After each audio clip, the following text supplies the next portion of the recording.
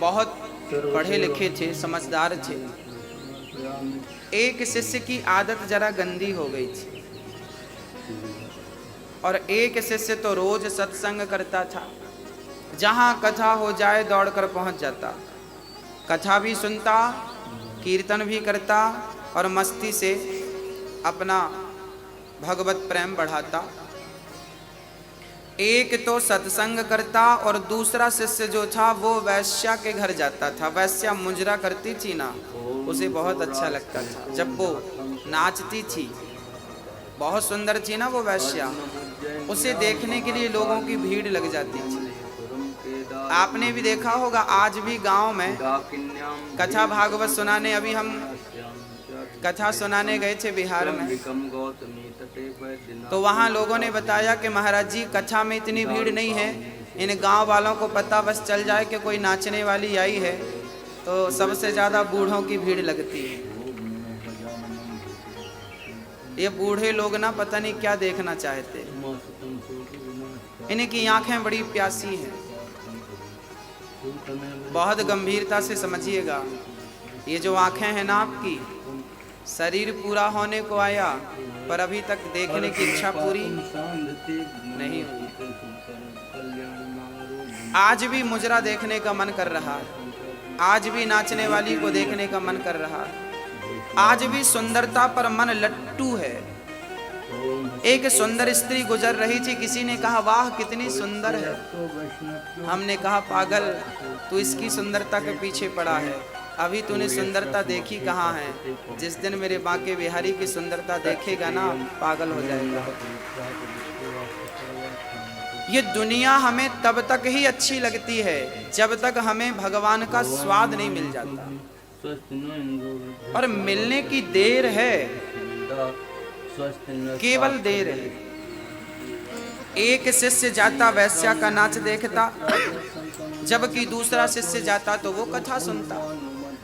एक दिन वैश्या के घर से लौट रहा था शिष्य, तो सिर्फ रास्ते में सोने से भरी एक पोटली प्राप्त हो गई। रास्ते में सोना मिल गया ढेर सारा। और ये सत्संग करने वाला जब अपने घर गया तो रास्ते में इसके पांव में एक लोहे की कील लग गई, और वो कील ऐसी लगी कि उसके पांव को फाड़ती हुई, हड्डी में चुभती हुई आर पार हो गई पांव में, पंजे में। अब वो लंगड़ाता हुआ गुरुजी के पास गया। गुरुजी, भगवान का न्याय कैसा? मैं सत्संग करने जाता था तो मुझे कील लग गई, और वो वैश्या का मुजरा देखता था तो उसे सोना मिल गया। ये भगवान का निर्णय कैसा है? अरे वो गलत काम करता था तो उसे कील लगनी चाहिए थी, उसका नुकसान, पर आपने तो हमारा पांव उड़ा दिया। ये भगवान का निर्णय कैसा है? तब गुरुजी ने कहा, बेटा तुम केवल वर्तमान की देखते हो, तुम केवल वर्तमान की सोचते हो, जबकि ईश्वर भूत और भविष्य को देखकर निर्णय लेता। हमें पता नहीं कि कल क्या होने वाला है, लेकिन भगवान को पता है कि कल क्या होने वाला है। तो गुरुजी ने कहा, बेटा वो जो तुम्हारा मित्र था ना जिसे सोना मिला, आज के दिन उसे बहुत बड़ा खजाना मिलने वाला था। आज के दिन वो राजा बनने वाला था, पर वैश्या का संग किया, समय का दुरुपयोग किया, उसका पुण्य क्षय हो गया। और भगवान ने कहा कि इसे राजा बनना था, क्योंकि पिछले जन्म में इसका पुण्य ज्यादा था, इसे राजा बनना था, पर वैश्या का संग कर करके इसने सारा पुण्य खत्म कर लिया। इतने से सोने से इसे तसल्ली करनी पड़ेगी।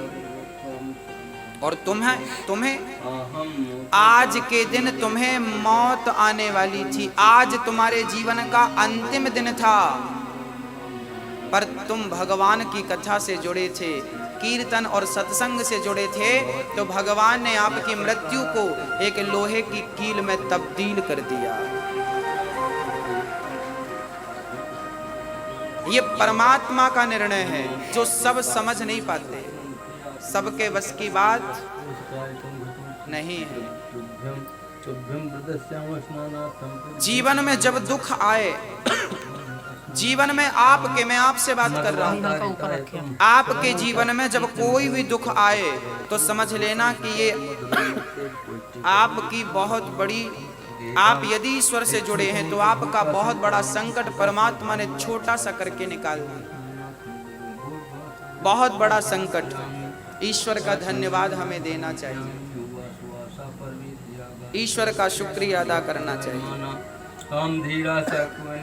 कुछ भी हो सकता है, इसलिए हर व्यक्ति नेगेटिव ना सोचे, पॉजिटिव सोचे, सकारात्मक सोच रखे। जब आप अच्छा सोचते हैं तो आप अच्छे बनते हैं, आप नकारात्मक सोचते हैं आप बुरे बनते हैं।